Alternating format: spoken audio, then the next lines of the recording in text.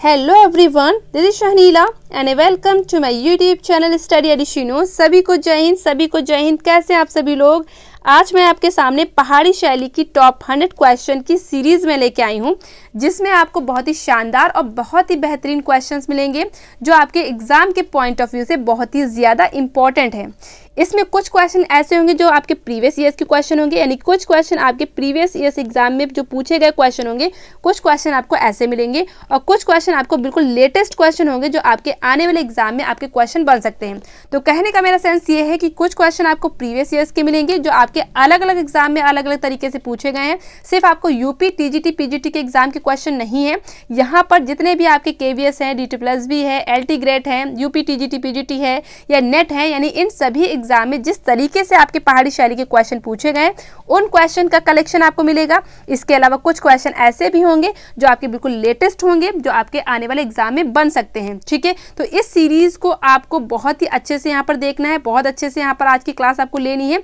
इस सीरीज को बनाने में यहाँ पर काफ़ी मेहनत लगी है, तो आप मेरी इस मेहनत को बिल्कुल भी ज़ाया नहीं करेंगे। क्लास को आप शुरू से एंड तक देखेंगे तभी चीज़ें आपको समझ में आएंगी। ठीक है, जब मैं आपको पहाड़ी शैली डिटेल में पढ़ा रही थी, जब आपकी पहाड़ी शैली की डिटेल्ड क्लासेस चल रही थी, तब काफ़ी स्टूडेंट ने यहाँ पर डिमांड की कि जिस तरीके से आपने राजस्थानी शैली के टॉप 100 क्वेश्चन की सीरीज़ कराई थी, उसी तरीके से पहाड़ी शैली की टॉप 100 क्वेश्चन की सीरीज़ कराइए। तो मैं आपकी बात टाल दूँ तो ऐसा कैसे हो सकता है, क्योंकि मैं अपने स्टूडेंट की बात बिल्कुल भी नहीं टालती हूँ और मुझे पता भी है कि प्रैक्टिस करना बहुत ज़रूरी है। इसी वजह से ये मैं प्रैक्टिस सीरीज़ यहाँ पर लेके आई हूँ। ठीक है, तो इस वजह से आपको क्लास को अच्छे से देखना है। वाकई में ये क्लास आपके लिए बहुत ही ज़्यादा इंपॉर्टेंट क्लास है। इससे पहले क्लास को शुरू करने से पहले मैं चीज़ें थोड़ी सी बता देती हूँ कि पहाड़ी शैली अगर आपने नहीं देखी है, पहाड़ी शैली अगर आपका टॉपिक यहाँ पर कंप्लीट नहीं हुआ, यानी जो ऐसे स्टूडेंट होंगे जो आपके आज पहली बार क्लास देख रहे होंगे, तो उनको मैं बता दूँ कि पहाड़ी शैली की डिटेल्ड क्लासेस आपकी यहाँ पर हो चुकी है। पहाड़ी शैली की डिटेल्ड क्लासेस आपकी यहाँ पर हो चुकी है इस चैनल पे, जिसको मैंने 8 क्लासेस में कंप्लीट कराई। कितनी क्लासेस में? 8 क्लासेस में हम लोगों ने इसको कंप्लीट किया है। तो अगर आपने इसकी डिटेल्ड क्लासेस यानी कि डेस्क्रिप्टिव क्लासेस नहीं देखी तो पहले आप इसकी डेस्क्रिप्टिव क्लासेस देखेंगे, जिसको मैंने 8 क्लासेस में कंप्लीट कराया है।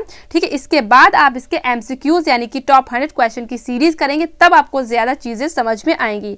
ठीक है, अब यहाँ पर मैं बता देती हूँ कि मैंने आपको जैसे बताया कि डिटेल्ड क्लासेस मैंने 8 पार्ट में यहाँ पर कंप्लीट कराया, तो इसी तरीके से पहाड़ी शैली का ये कौन सा पार्ट हो जाएगा? ये 9th पार्ट हो जाएगा, ये 9वां पार्ट हो जाएगा। ठीक है, यानी कि पार्ट 9 ये आपका हो जाएगा। ठीक है, टॉप 100 क्वेश्चन की सीरीज का ये सेट कौन सा हो जाएगा? सेट 1 हो जाएगा, जिसमें मैं आपको 35 क्वेश्चन यहाँ पर कराऊंगी। क्यों 35 क्वेश्चन कराऊंगी? क्योंकि इसमें भी मैं आपको क्या है, एक्सप्लेनेशन के साथ कराऊंगी। जब एक्सप्लेनेशन के साथ चीज़ें होती है तो क्लास आपकी लंबी जाती है। इस वजह से मैं आपको इस क्लास में कितने क्वेश्चन कराऊंगी? 35 क्वेश्चन यहाँ पर कराऊंगी। ठीक है, तो सेट 1 में आप लोग कितने क्वेश्चन करेंगे? 35 क्वेश्चन करेंगे। और कैसे करेंगे? यहाँ पर एक्सप्लेनेशन के साथ करेंगे, जिससे कि आपको चीज़ें समझ में आए। हो सकता है बहुत से ऐसे स्टूडेंट होंगे जो बिल्कुल नए होंगे, जिनको चीज़ें नहीं पता होंगी, जो पहली बार क्लास ले रहे होंगे, तो उनके लिए यहाँ पर एक्सप्लेनेशन देना ज़रूरी हो जाता है। क्लियर? इसके बाद मैं बता दूं कि आपकी राजस्थानी शैली जो आपकी मैंने कराई थी, राजस्थानी शैली की जो टॉप 100 क्वेश्चन की सीरीज़ कराई थी, राजस्थानी शैली को भी मैंने डिटेल में पढ़ा है, फिर उसके बाद टॉप 100 क्वेश्चन की सीरीज़ मैंने कराई। तो इसका PDF आपको सेंड कर दिया गया है बहुत पहले से, यानी कि काफ़ी दिन पहले आपको राजस्थानी शैली की टॉप 100 क्वेश्चन की जो सीरीज़ है उसका PDF आपको सेंड कर दिया गया है। कहाँ पर सेंड किया गया है? Telegram channel. टेलीग्राम चैनल का नाम क्या है? स्टडी एडिशिनो। जिस नाम से आपका यूट्यूब चैनल, उसी नाम से आपका टेलीग्राम चैनल है। तो आप यहाँ पर ज्वाइन कर सकते हैं। यहाँ पर आप राजस्थानी शैली की टॉप 100 क्वेश्चन की सीरीज को डाउनलोड कर सकते हैं। मेरी किसी भी PDF को डाउनलोड करने के लिए आपको कोई भी चार्ज नहीं देना है। टेलीग्राम चैनल को ज्वाइन करने के लिए भी आपको कोई भी चार्ज नहीं देना है। तो आप लोग बिल्कुल भी परेशान ना होइए, किसी भी चार्ज की यहाँ पर आपको ज़रूरत नहीं है। ठीक है, किसी भी चार्ज की आपको ज़रूरत नहीं है। आप आराम से आप PDF को डाउनलोड कर सकते हैं। ठीक है, लेकिन सिर्फ PDF को डाउनलोड करने से आपका काम नहीं चलेगा।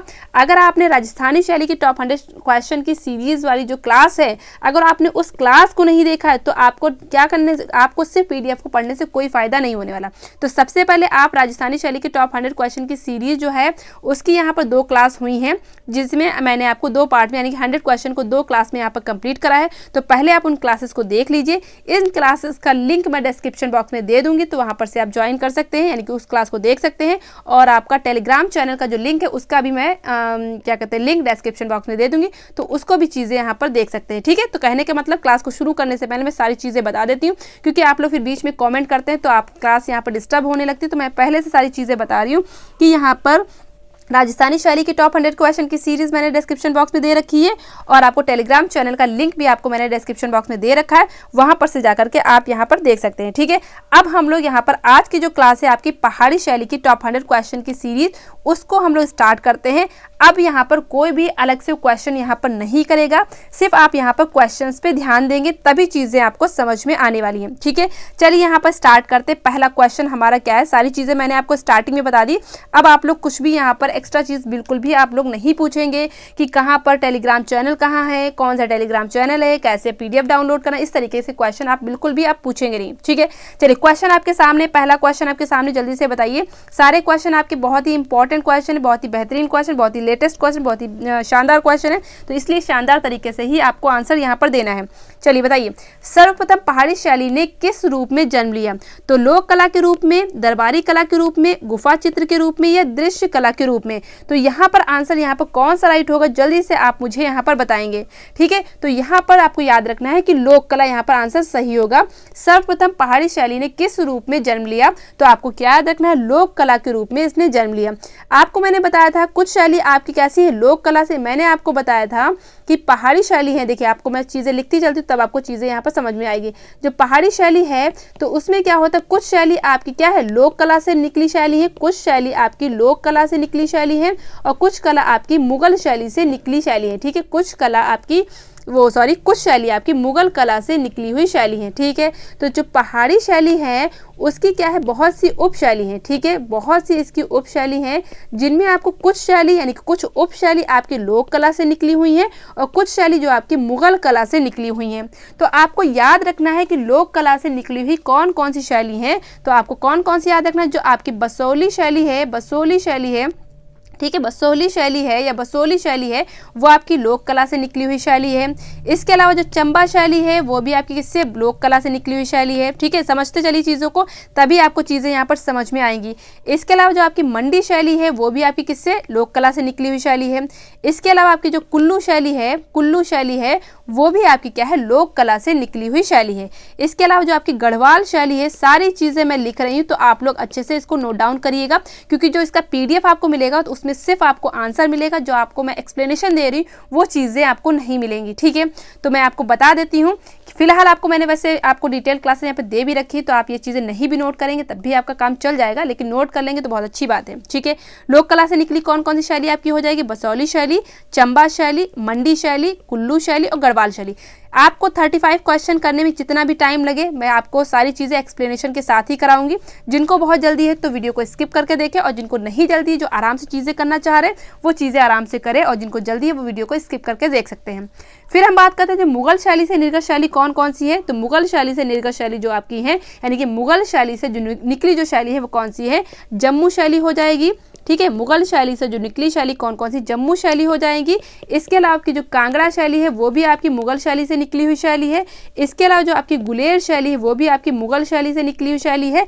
इसके अलावा जो आपकी नूरपुर शैली है या सिख शैली है या नूरपुर सिख शैली है वो भी आपकी इससे मुगल शैली से निकली हुई है। और इसके अलावा जो नूरपुर शैली है वो आपकी क्या है, मुगल शैली से निकली हुई शैली है। ठीक, तो इतनी चीज़ें आपको यहाँ पे याद रखनी, कौन सी शैली आपकी लोक कला से निकली हुई है और कौन सी शैली आपकी मुगल कला से निकली हुई है। ठीक है, मैंने आपको बता रखा है जो आपकी पहाड़ी जो शैली है वो आपकी दो शैलियों का मिश्रण है, जिसमें आपको कौन कौन सी शैली मिल जाती है, जो आपकी राजस्थानी शैली, मैंने आपको बताया, सुनिए यहाँ पर चीज़ों को, जो पहाड़ी शैली है वो आपकी राजस्थानी ठीक है, राजस्थानी लोक कला कह लीजिए, लोक कला, और प्लस आपकी मुगल। ठीक है, तो इन दो शैलियों के मिश्रण से आपकी कौन सी शैली बनती है, वो आपकी बनती है पहाड़ी शैली बनती है। ठीक है, याद रखेंगे कि पहाड़ी शैली में किन दो शैलियों का मिश्रण है, तो आप बताएंगे, क्या बताएंगे, राजस्थानी शैली और मुगल शैली यहाँ पर बताएंगे।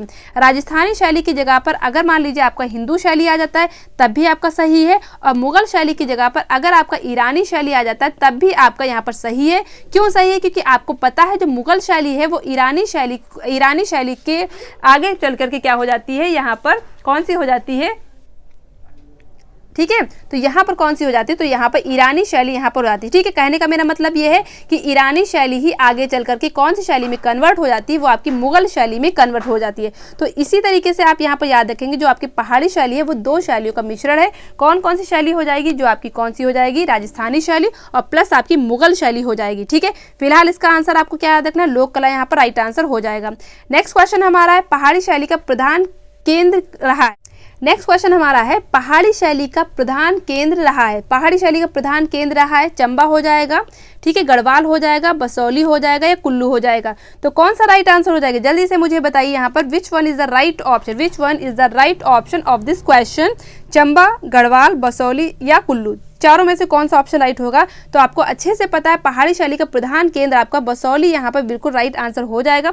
जिसने भी यहाँ पर बसौली आंसर दिया उन सभी का आंसर यहाँ पर राइट हो जाता है। ठीक है, आपको पता है पहाड़ी शैली की सबसे प्राचीन जो शैली है, अगर आपसे पूछा जाए पहाड़ी शैली की सबसे प्राचीन शैली कौन सी है, तो आप किसको बताएंगे, यहाँ पर बसौली शैली को ही बताएंगे। ठीक है, अगर सबसे अच्छी शैली पूछी जाए, अगर आपसे सबसे अच्छी शैली पूछी जाए तो आप क्या बताएंगे, यहाँ पर कांगड़ा को बताएंगे। दोनों क्वेश्चन आप यहाँ पर अच्छे से याद रखेंगे।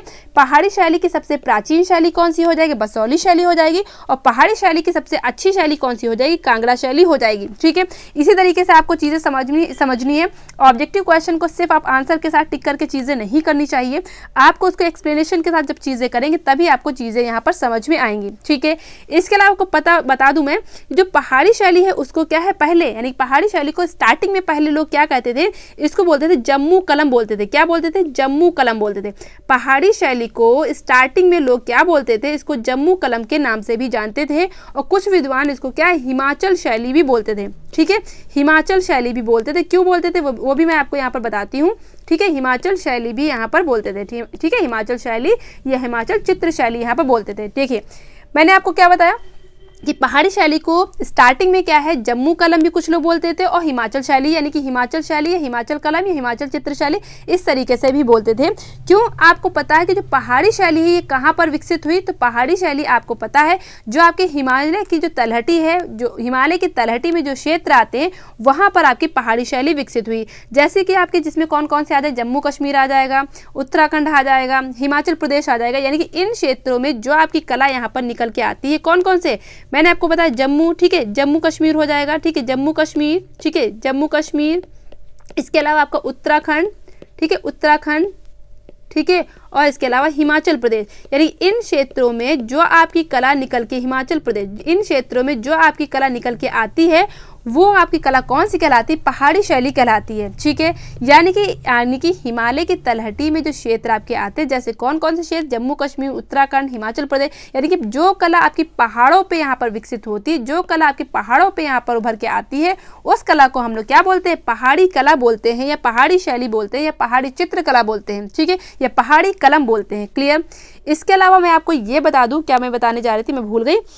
हाँ, जब आपको मैंने मुगल कला पढ़ाया था, जिसमें मैंने आपको बताया था जो औरंगजेब था, जो बिल्कुल कला विरोधी शासक था, जो औरंगजेब था, ठीक है, जो औरंगजेब था, जो बिल्कुल क्या है, कला विरोधी शासक था। ठीक है, इसने क्या है, अपने राजकाल में यानी कि अपने शासन काल में बहुत से कलाकारों को क्या है, आश्रय दिया था। यानी कुछ बहुत से नहीं, कुछ कलाकारों को यहाँ पर आश्रय दिया था, लेकिन बहुत से कलाकारों का यानी कि बड़ा भाग, ठीक है, बहुत से कलाकारों का जो आपका दल होता है, ठीक है, जो बहुत से कलाकारों का दल होता है, जिसको क्या है, जीविका ना मिलने की वजह से, काम ना मिलने की वजह से, ठीक है, तो इस क्षेत्र को क्या है, छोड़ना पड़ता है, और वो कहाँ पर आके, यानी कि बहुत से कलाकारों का दल पहाड़ी इलाके में आके बस जाता है। ठीक है, जिसकी वजह से यहाँ पर आपको पहाड़ी शैली यहाँ पर बहुत ज़्यादा विकसित होती है। कहने का मतलब कि मुगल काल के जो चित्रकार यहाँ पर आते हैं, इससे पहले भी यहाँ पर कला थी, लेकिन जब मुगल काल के चित्रकार यहाँ पर आते हैं तो उसके बाद आने से, यानी कि मुगल काल के चित्रकार आने की वजह से यहाँ पर कला को एक नया आयाम निकल के आता है।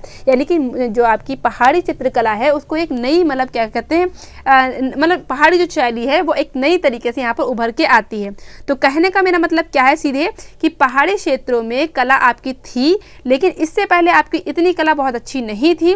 ठीक है, जब आपका मुगल काल के जब चित्रकार यहाँ पर आते हैं, उन चित्रकारों ने अपनी यहाँ पर कुछ शैली यहाँ पर विकसित की, उन चित्रकारों ने अपनी यहाँ पर स्टाइल यहाँ पर लगाई, तो पहाड़ी कलाकार और आपके मुगल कलाकार, दोनों ने मिलकर एक नया यहाँ पर कला में क्या है विकास किया। तो इस तरीके से पहाड़ी शैली यहाँ पर उभर के आती है। चीज़ें समझ में आ गई? तो आ गई होंगी तो चीज़ें आप बिल्कुल थम्स अप कर सकते हैं, और अगर चीज़ें समझ में आई तो वीडियो को आप ज़रूर लाइक कर सकते हैं। ठीक है, तो इतनी चीज़ हो गई। तो पहाड़ी शैली का प्रधान केंद्र मैंने आपको बताया बसौली है, और बसौली आपकी पहाड़ी शैली की सबसे प्राचीन यहाँ पर शैली हो जाएगी। और सबसे अच्छी शैली कौन सी हो जाएगी? तो आपकी सबसे अच्छी जो शैली है वो आपकी कांगड़ा हो जाएगी। ठीक, इतनी चीज़ आपको यहाँ पर चीज़ें समझ में। इसका आंसर आपका क्या हो जाएगा?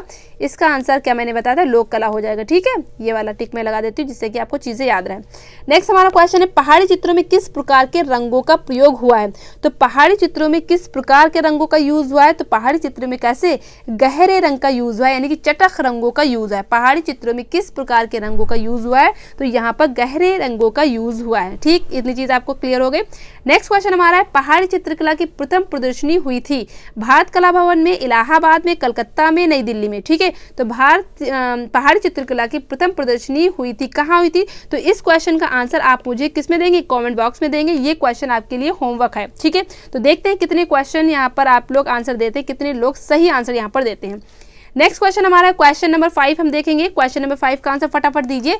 पहाड़ी चित्रकला की खोज सर्वप्रथम किसने की थी? ठीक है, तो पहाड़ी चित्रकला की खोज किसने की थी सबसे पहले, ये आपको बताना है। ऑप्शन में आपके WG आर्चर है, JC फ्रेंच है, मेटकॉफ है, NC मेहता है। तो बिल्कुल अगर आपने मेरी डिटेल्ड क्लासेस देखी होंगी तो आपको चीज़ें अच्छे से पता होंगी कि पहाड़ी चित्रकला की खोज सबसे पहले किसने की थी। तो आपको पता है मेटकॉफ ने की थी। सबसे पहले जो पहाड़ी चित्रकला की जो खोज की थी वो किसने की थी? मेटकॉफ ने ही की थी। लेकिन कब की थी, ये भी अगर पूछा जाए कब की थी तो आप याद रखेंगे 1910 में की थी। ठीक है, तो मेटकॉफ ने पहाड़ी चित्रकला की खोज 1910 में की थी। लेकिन अगर आपसे क्वेश्चन में अगर ऑप्शन में आपको मेटकॉफ ना दिया है तो आप किसको लगा सकते हैं? आनंद कुमार स्वामी को भी लगा सकते हैं। ठीक है, तो यानी कि कहने का मेरा सेंस ये है कि आपको सबसे पहले जो खोज की थी मेटकॉफ ने की थी।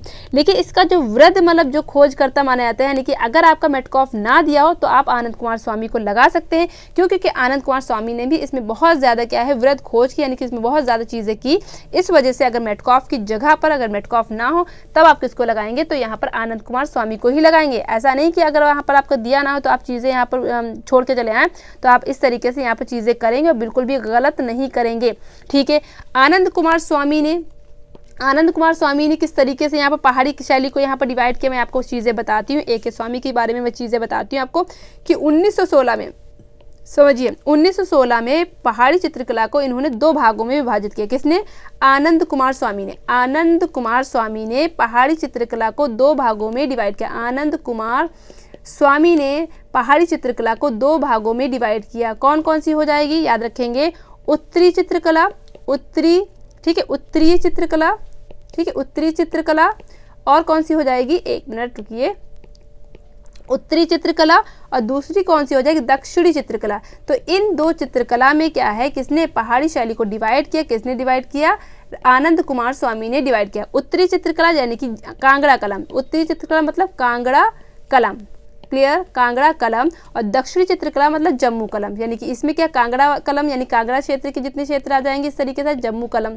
ठीक है, तो ये आपको यहाँ पर याद रखना है। मैंने क्या बताया फिर से सुनिए फिर से सुनिए। देखिए, पहाड़ी चित्रकला की खोज सबसे पहले किसने की? तो मेटकॉफ ने की। कब की थी? तो आपको याद रखना है 1910 में की। ठीक है, अगर आपका मेटकॉफ आंसर में ना हो, अगर मेटकॉफ आपका ऑप्शन में ना हो तब आप किसको लगाएंगे? आनंद कुमार स्वामी लगाएंगे। ठीक है, आनंद कुमार स्वामी ने आपकी पहाड़ी शैली को 2 पार्ट्स में डिवाइड किया। कब किया था? तो 1916 में किया था। ठीक है, एक कौन सी आपकी यानी कि उत्तरी चित्रकला के रूप में, और दूसरी कौन सी हो जाएगी? दक्षिणी चित्रकला के रूप में। उत्तरी चित्रकला में किसको रखा इन्होंने? कांगड़ा कलम को रखा, और दक्षिणी चित्रकला में इन्होंने किसको रखा? जम्मू कलम को रखा। किसने रखा? आनंद कुमार स्वामी ने रखा। तो इस तरीके से आपको मैंने बता दिया कि इसकी सर्वप्रथम खोज किसने की थी। तो आपको मेटकॉफ और आनंद कुमार स्वामी दोनों याद रखना है। ऑप्शन के अकॉर्डिंग आपको आंसर यहाँ पर देना है। ठीक है, वैसे तो मेटकॉफ हो जाएगा, ऑप्शन में ना हो तो आप आनंद कुमार स्वामी को लगा सकते हैं। नेक्स्ट क्वेश्चन हमारा क्वेश्चन नंबर 6 का आंसर देना फटाफट। पहाड़ी कला किन शैलियों से बनी है? मैंने अभी आपको बताया कि पहाड़ी जो शैली है वो किन 2 शैलियों से मिलकर बनी है। तो आपकी राजस्थानी और मुगल शैली यहाँ पर बिल्कुल राइट आंसर हो जाएगा कि राजस्थानी लोक कला और मुगल शैली से यहाँ पर जो बन करके जो उभर के जो मिल करके जो शैली आती है वो आपकी कौन सी आती है? पहाड़ी कला यानी पहाड़ी शैली या पहाड़ी चित्रकला आती है। ठीक है, इसी तरीके से आपको सारी चीज़ें याद रखनी है, तभी आपको चीज़ें यहाँ पर एग्जाम के पॉइंट ऑफ व्यू से सारी चीज़ें इसी तरीके से याद रखनी, तभी आपको चीज़ें यहाँ पर याद रहेंगी। ठीक है, नेक्स्ट क्वेश्चन हमारा है, कांगड़ा शैली पे किस शैली का प्रभाव पड़ा है? अब आपको बताना कांगड़ा शैली पे किस शैली का प्रभाव पड़ा है, गुजरात शैली, मुगल शैली, राजस्थानी शैली या जैन शैली। तो कांगड़ा शैली आपको मैंने बताया, जो कांगड़ा शैली है कहाँ गई, जो कांगड़ा शैली जो है वो आपकी किससे निकली हुई शैली है, वो आपकी मुगल कला से निकली हुई शैली, मुगल कला से निकली हुई शैली है। तो जाहिर सी बात है इस पे प्रभाव किसका पड़ेगा, तो मुगल कला का ही तो प्रभाव पड़ेगा। तो इस तरीके से मुगल कला का प्रभाव कांगड़ा शैली पे पड़ता है। ठीक है, मैंने आपको स्टार्टिंग में ही बताया कि कुछ शैली आपकी लोक कला से निकली हुई है और कुछ शैली आपकी मुगल शैली से निकली हुई है।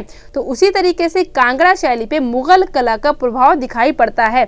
इस वजह से यहाँ पर ऑप्शन बी यहाँ पर बिल्कुल राइट हो जाता है। जिन्होंने ऑप्शन बी बताया उन सभी का आंसर यहाँ पर राइट हो जाता है। ठीक है, नेक्स्ट क्वेश्चन हमारा क्वेश्चन नंबर 8। क्वेश्चन नंबर 8 का आंसर फटाफट दीजिए।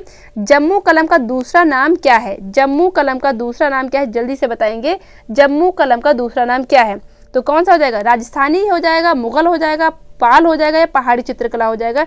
जल्दी से यहाँ पर आप बताएंगे जम्मू कलम का दूसरा नाम क्या हो जाएगा। ठीक है, तो यहाँ पर कौन सा राइट हो जाएगा, तो जम्मू कलम का दूसरा नाम देखिए यहाँ पर कुछ बुक में आपको मुगल कला भी दिया हुआ है और कुछ बुक में आपको पहाड़ी चित्रकला भी दिया हुआ है। तो आप लोग मुझे बताइएगा कि क्या कौन सा यहाँ पर राइट हो जाएगा, क्योंकि जो आपकी जम्मू कलम है ये भी आपकी क्या है, किससे निकली हुई शैली है, ये भी आपकी किससे निकली हुई शैली है, ये आपकी मुगल कला से निकली हुई शैली। जो आपकी ये जो जम्मू कलम है वो आपकी किससे निकली हुई शैली है, तो ये आपकी मुगल कला से निकली हुई शैली है। ठीक है, मुगल कला से निकली हुई शैली। तो जम्मू कलम का दूसरा नाम क्या हो जाएगा, तो बिल्कुल यहाँ पर पहाड़ी चित्रकला हो जाएगा। क्यों, क्योंकि मैंने आपको स्टार्टिंग में ही बताया है, सुन लीजिए, मैंने आपको कंफ्यूज यहाँ पर किया, समझ लीजिए कि जम्मू कलम मैंने आपको स्टार्टिंग में ही बताया कि पहाड़ी चित्रकला को स्टार्टिंग में जम्मू कलम भी कहते थे। ठीक है, तो जम्मू कलम का दूसरा नाम क्या हो जाएगा, पहाड़ी चित्रकला ही हो जाएगा। तो जम्मू कलम कहें, पहाड़ी चित्रकला कहें या हिमाचल शैली कहें, आपको बिल्कुल यहाँ पर पहाड़ी शैली के नाम से ही याद रखना है। लेकिन अगर आपसे पूछ ले जम्मू का जो कलम है, जो जम्मू शैली है वो किस शैली से निर्गत शैली है, ठीक है, तो आपको क्या याद रखना है, मुगल शैली से निकली हुई शैली है। तो यहाँ पर ऑप्शन कौन सा राइट हो जाएगा, तो यहाँ पर ऑप्शन बिल्कुल आपको पहाड़ी शैली यहाँ पर याद रखना है। ठीक है, पहाड़ी चित्रकला यहाँ पर राइट आंसर हो जाएगा। क्वेश्चन नंबर 8 हमारे यहाँ पर कंप्लीट होता है। नेक्स्ट क्वेश्चन हमारा ये है, कांगड़ा शैली किसके समय में स्वर्ण युग को प्राप्त होती है, यानी कि स्वर्ण का कांगड़ा जो शैली है वो किस राजा के काल में स्वर्ण काल रहता है, ये आपको बताना है। यानी कि चरमोत्कर्ष काल कांगड़ा शैली का किसके शासन काल में रहता है, ये आपको यहाँ पर बताना है। जल्दी से बताइए मुझे अच्छे से। क्वेश्चन नंबर 9 का आंसर फटाफट दीजिए, वहाँ यहाँ पर कौन सा राइट आंसर हो जाएगा, जल्दी से बताइए मुझे। सभी लोग आंसर आप लोग कॉमेंट बॉक्स में देते रहेंगे। ठीक है, अपने आंसर चेक करते रहेंगे, कौन कौन से आंसर आपके गलत हो रहे हैं आपको इससे अंदाजा हो जाएगा। इस वजह से आप बिल्कुल भी यहाँ पर देते रहेंगे। ठीक है, तो कांगड़ा शैली किसके समय में स्वर्ण युग को प्राप्त हुई, यानी कि स्वर्ण काल किसके समय का रहा, तो कांगड़ा आपको मैंने बताया। सारी आपको जितनी भी आपकी उपशैली है पहाड़ी शैली की और वो किस राजा के समय में स्वर्ण काल हुआ, वो सारी चीज़ें मैंने आपको अच्छे से बता रखी हैं। ठीक है, तो कांगड़ा शैली किसके समय में हो जाएगी, तो आपकी बिल्कुल संसार चंद यहाँ पर राइट आंसर हो जाएगा। जिन्होंने संसार चंद आंसर दिया है उन सभी का आंसर यहाँ पर राइट होता है। ठीक है, उन सभी का आंसर यहाँ पर राइट होता है। अब मैं आपको यहाँ पर बता दूं, ठीक है, अब मैं आपको यहाँ पर कुछ चीज़ें बता देती हूँ, यानी कि कौन सी शैली किसके काल में क्या स्वर्ण काल पे रही। ठीक है, क्वेश्चन बनता है, इस वजह से आप यहाँ पर बिल्कुल याद रखेंगे, आंसर देते जाएंगे। ठीक है, बताइए जल्दी से आप लोग बताइए, जो बसौली शैली है, जो बसौली शैली है वो किस राजा के शासन काल में उसका स्वर्ण काल रहता है, जल्दी से बताइए। मैं लिखती चीज़ें चल रही हैं, आप बताते जाएंगे। ठीक है, मैं लिख रही हूँ, फिर मैं आपको साथ में लिख के बताऊँगी। बसौली शैली आपको बताना है, इसके अलावा आपको गुलेर शैली बताना है। ठीक है, गुलेर शैली किसके टाइम में स्वर्ण काल यानी चरमोत्कर्ष काल रहता है। इसके अलावा आपको बताना चंबा बताना है। ठीक है, फिर कौन सा आपको बताना है, जम्मू बताना है। ठीक है, जम्मू बता दीजिए। फिर आप कौन से बताएंगे, कुल्लू बता दीजिए। ठीक है, तो इतनी शैली आप मुझे फटाफट कमेंट बॉक्स में लिखते रहिए कि ये जो आपकी उप शैली जो पहाड़ी शैली की है वो किसके टाइम में क्या है, चरमोत्कर्ष पे रही। ठीक है, यानी गोल्डन पीरियड आपका किसके टाइम का रहता है। तो बसौली शैली आपको अच्छे से पता है, तो बसौली शैली आपको पता है राजा कृपाल पाल के समय में इसका चरमोत्कर्ष काल रहता है। गुलेर शैली का आपको पता है कौन सा हो जाए, गोवर्धन। जिसको नहीं पता उनको मैं चीज़ें बता रही हूँ, गोवर्धन हो जाएगा, गोवर्धन चंद हो जाएंगे। ठीक है, गोवर्धन चंद हो जाएंगे। चंबा आपकी कौन हो जाएगी, उम्मेद हो जाएंगे। चंबा किसके समय में हुई थी, उम्मेद सिंह के समय में हुई थी। ठीक है, उम्मेद सिंह। जम्मू आपके किसके समय में हुई थी, राजा रणजीत सिंह के समय में। ठीक है, कुल्लू आपके कौन से हो जाएंगे, रंजीत सिंह। कुल्लू आपके कौन से हो जाए, राजा प्रीतम सिंह। ठीक है, तो इनके समय में इन जो है प्रीतम सिंह। ठीक है, अब इनके समय में यानी कि इन राजाओं के समय में इन शैलियों का चरमोत्कर्ष काल रहता है। ठीक है, तो उसी तरीके से जो कांगड़ा शैली है वो किसके समय में इसका चरमोत्कर्ष काल रहेगा, राजा संसार चंद के समय में इसका चरमोत्कर्ष काल माना जाता है। ठीक है, उसी तरीके से बसौली शैली पूछ ले तो राजा कृपाल पाल बताना है, गुलेर शैली पूछ ले गोवर्धन चंद बताना है, चंबा शैली पूछ ले उम्मेद सिंह बताना है, जम्मू शैली पूछ ले तो रंजीत सिंह बताना है, अगर कुल्लू शैली पूछ ले तो क्या बताएंगे आप, तो कुल्लू शैली प्रीतम सिंह को बताना है। तो इतनी चीज़ें मैंने आपको यहाँ पर बताई, सारी चीज़ें आपको अच्छे से यहाँ पर याद करनी है, कोई भी चीज़ आप बिल्कुल मिस नहीं करेंगे। जितना भी मैं एक्सप्लेनेशन देती हूँ वो सारे ही एग्जाम के पॉइंट ऑफ व्यू से इंपॉर्टेंट होता है। ठीक है, तो जितना भी आपको एक्सप्लेनेशन दिया जाता है उनको आप ज़रूर देखेंगे, क्वेश्चन के साथ एक्सप्लेनेशन आपके लिए बहुत ही ज़्यादा इंपॉर्टेंट हो जाता है। ठीक है, तो सिर्फ क्वेश्चन आप सुन के ना कर दीजिएगा, एक्सप्लेनेशन भी आप सुन लिया करिए। जल्दी किस चीज़ की है ना, जल्दी नहीं है, जल्दी आपको नहीं करनी है।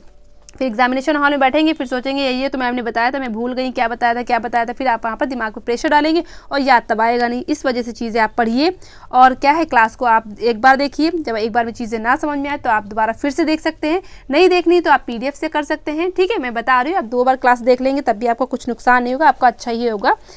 चलिए नेक्स्ट क्वेश्चन आपका है, क्वेश्चन नंबर 10 बताइए, फटाफट बताइए, सिकंदर महान का व्यक्ति चित्र किस शैली में मिला है।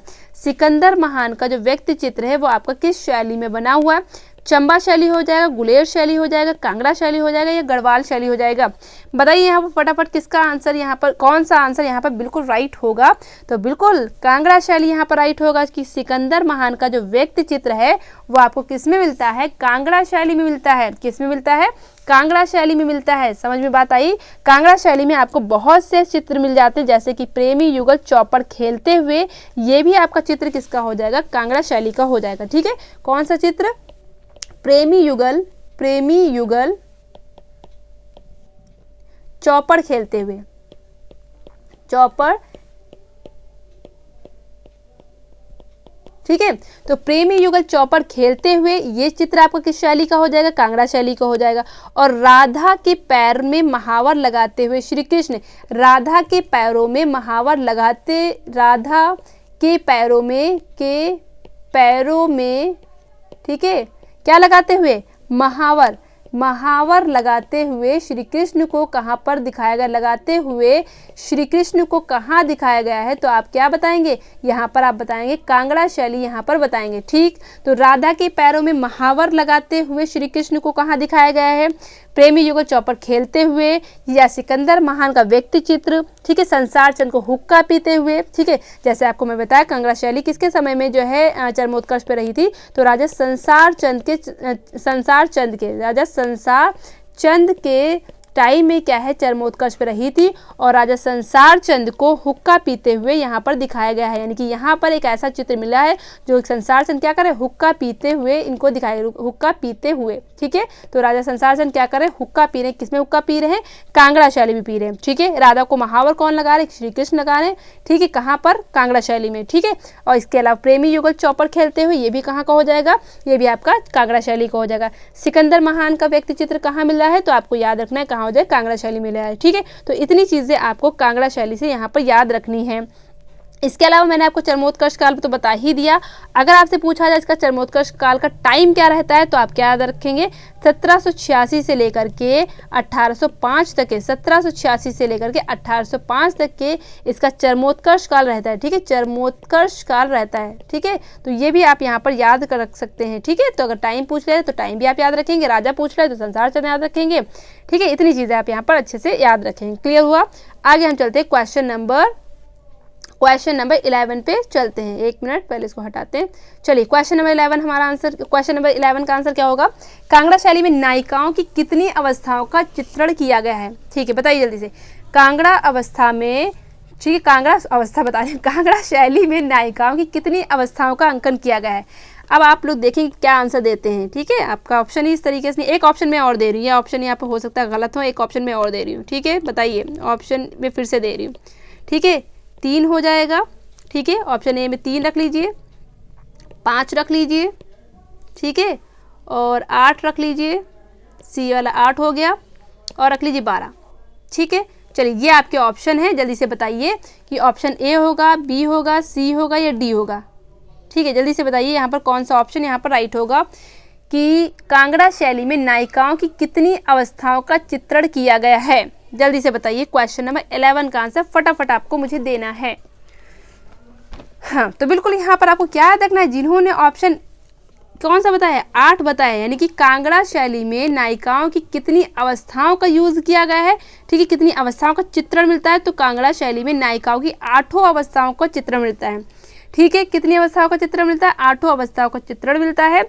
ठीक है, कितनी तरीके की यहाँ पर नायिका हो जाएंगी, तो यहाँ पर 3 तरीके की नायिका आपको मिल जाती है। एक तो स्वकीय, ठीक है, और कौन सी है, परकीय, ठीक है, और तीसरी कौन सी हो जाएगी, आप लोग यहाँ पर 3 भी कुछ लोग बताने लगेंगे, तो इसी वजह से मैं आपको बता देती हूँ। ठीक है, तो स्वकीय, परकीय और सामान्य, तो इतनी तरीके की नायिकाएं आपकी हो जाएंगी, यानी कि इतनी तरीके की नायिकाओं का अंकन मिलता है और इनकी क्या 8 अवस्थाओं का यहाँ पर अंकन मिल जाता है। समझ में बात आई कि कांगड़ा शैली में नायिकाओं की कितनी अवस्थाएं पूछी गई, कितने प्रकार की नहीं पूछी गई हैं, याद रखिएगा, कितने प्रकार अगर पूछा जाए तो स्वकीय, परकीय, सामान्य बताएंगे, और यहाँ पर अगर अवस्थाएं पूछी जाए तो आपको 8 प्रकार की यहाँ पर 8 यानी कि नायिकाओं की 8 अवस्थाओं का अंकन यहाँ पर आपको मिल जाता है, किसमें, कांगड़ा शैली में। ठीक है, तो आप याद रखेंगे, यहाँ पर 3 नाम लगा के चले आएंगे, क्वेश्चन की समझ भी लेंगे। यहाँ पर अवस्थाएं पूछी गई हैं, ठीक है, अवस्थाएं हैं, तो यहाँ पर ऑप्शन कौन सही हो जाएगा, यहाँ पर ऑप्शन 8 हो जाएगा।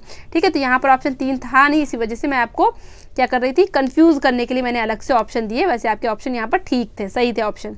चलिए नेक्स्ट क्वेश्चन हमारा क्वेश्चन नंबर 12, बताइए सोनी महिवाल, हीर रांझा, ठीक है, आदि पंजाब लोक कथाओं का चित्रण किस शैली में हुआ है। तो जल्दी से बताइए यहाँ पर क्वेश्चन नंबर कौन सा, यहाँ पर क्वेश्चन नंबर 12 का आंसर कौन सा हो जाएगा। तो आपको पता है कि आपको मैंने बताया था कि प्रेम से संबंधित विषय जो है आपकी किस शैली में प्रमुख रूप से दिखाए गए हैं, तो आपको कांगड़ा शैली यहाँ पर राइट हो जाएगा। कांगड़ा शैली का जो प्रमुख विषय के रूप में आपको प्रेम वाला भी हो जाएगा, यानी कि सोनी महिवाल है, हीर रांझा है, इन सभी से संबंधित चित्र आपको कांगड़ा शैली में मिल जाते हैं।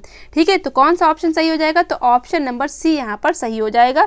ठीक है, कांगड़ा शैली में आपको याद रखना है कि सोनी महिवाल है, हीर रांझा, इन सभी से संबंधित चित्र आपको कांगड़ा शैली में मिलते हैं। ठीक है, यहाँ पर आपको काफ़ी अच्छे से चीज़ें मिल जाती है। जो कांगड़ा शैली है, जो पहाड़ी शैली की सबसे सुंदर शैली कहलाती है, यानी कि सबसे सुंदर काम किसमें हुआ है, आपका कांगड़ा शैली में हुआ है, किसमें पहाड़ी शैली में। ठीक है, इसी तरीके से आपको चीज़ें यहाँ पर याद रखनी है।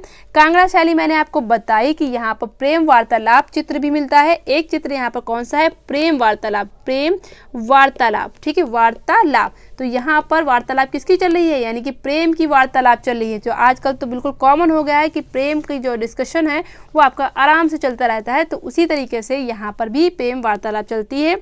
ठीक है, यानी कि प्रेम वार्तालाप का चित्र आपको यहाँ पर मिलता है, चलती रही प्रेम वार्तालाप का चित्र आपको यहाँ पर मिलता है। यहाँ पर 3 प्रकार की नायिकाओं का चित्र मिलता है, जैसे मैंने आपको बताया, कौन कौन सी, स्वकीय, परकीय और क्या कहते हैं, सामान्य। ठीक है, कितनी अवस्थाएं, तो आपके 8 अवस्थाएं यहाँ पर मिल जाती हैं। ठीक है, ये मैंने आपको बताया। इसके अलावा राधा के पैर में महावर लगाते श्री कृष्ण, ये भी मैंने आपको बता दिया। सिकंदर महान की मुखाकृति आपको यहाँ मिल जाती है। इसके अलावा कोई एक और चित्र याद रखना है, राधा की चोटी गूंथते हुए श्री कृष्ण, यानी कि महावर लगाते हुए श्री कृष्ण और राधा की चोटी गूंथते हुए चित्र, दोनों ही चित्र आपको किसमें मिल जाएंगे, दोनों ही चित्र आपको किसमें, यानी कि चोटी गूंथते हुए श्री कृष्ण, आपका महावर लगाते हुए श्री कृष्ण जो है ये किसमें दिखाया गया है, कांगड़ा शैली में दिखाया गया है। ठीक है, तो याद रखेंगे अच्छे से, चीज़ें मैं रिपीट करती हूँ जिससे कि आपको चीज़ें यहाँ पर याद रहे, क्योंकि जब सारी शैली एक साथ पढ़ लेते हैं ना तो बहुत ज़्यादा कन्फ्यूज़न क्रिएट हो जाता है। इस वजह से मैं चीज़ें आपकी यहाँ पर रिपीट करती रहती हूँ, जिससे कि आप बिल्कुल भी कन्फ्यूज़ ना हो। मुझे पता है जब आपने पूरी शैली पढ़ी, कांगड़ा शैली, कुल्लू शैली, जम्मू शैली, ठीक है, बसोली शैली, ठीक है, ये सारी जब शैली पढ़ ली तो आप कंफ्यूज हो कि किसमें कौन सी चीज़ याद रखनी है। ठीक है, तो इसलिए आप यहाँ पर ऑब्जेक्टिव क्वेश्चन के जरिए सारी चीज़ें फिर से करेंगे। ठीक है, कांगड़ा शैली की रंग योजना किस शैली से मिलती है, तो कांगड़ा शैली की जो रंग योजना है किस शैली से मिलती है, अजंता हो जाएगा, मुगल हो जाएगा, मध्यकाल हो जाएगा या अपभ्रंश हो जाएगा। बताइए यहाँ पर कौन सा राइट आंसर हो जाएगा, फटाफट बताएंगे मुझे। क्वेश्चन नंबर 13, तो मैंने आपको बताया जो कांगड़ा जो शैली है वो क्या है, आपकी मुगल शैली से निकली हुई शैली है। कांगड़ा शैली आपकी मुगल शैली से निकली हुई शैली है, तो इसकी रंग योजना किससे मिलती है, तो आप याद रखेंगे मुगल शैली से इसकी रंग योजना मिलती है। ठीक है, कांगड़ा शैली की रंग योजना किस शैली से मिलती है, तो आपको क्या याद रखना, मुगल शैली से इसकी रंग योजना मिलती है। इस तरीके से यहाँ पर ऑप्शन बी यहाँ पर ऑप्शन सही हो जाएगा, ऑप्शन बी यहाँ पर बिल्कुल राइट आंसर हो जाएगा। अब मैं आपको बता देती हूँ जो कांगड़ा जो शैली है, ठीक है, कांगड़ा जो शैली है, ठीक है, आपको याद रखना है जो कांगड़ा शैली है तो इसमें क्या है, इंद्रधनुष के रंगों का यूज हुआ है, ठीक है। तो इसकी अगर पूछा जाए तो वर्ण योजना है, यानी कि वर्ण का मतलब क्या होता है, रंग होता है, ठीक है। वर्ण का मतलब क्या होता है, रंग होता है, ठीक है। यहाँ पर वर्ण का मतलब जाति से नहीं बल्कि वर्ण का मतलब यहाँ से रंग से है। तो जेसी फ्रेंच ने क्या कहा था, कांगड़ा चित्रकारों के जो वर्ण संयोजन में उषा काल और इंद्रधनुष के रंग थे, ऐसा किसने कहा था, जेसी फ्रेंच ने कहा था। जब मैंने आपको डिटेल में पढ़ाया था, डिटेल्ड क्लासेस ली थी, तो मैंने आपको बताया था कि जेसी फ्रेंच ने कहा था कि कांगड़ा चित्रकारों के वर्ण संयोजन में उषा काल और क्या है, इंद्रधनुष के रंगों का यूज हुआ है, किसमें, कांगड़ा शैली में। कहने का मतलब कांगड़ा शैली में चटख रंगों का यूज हुआ है।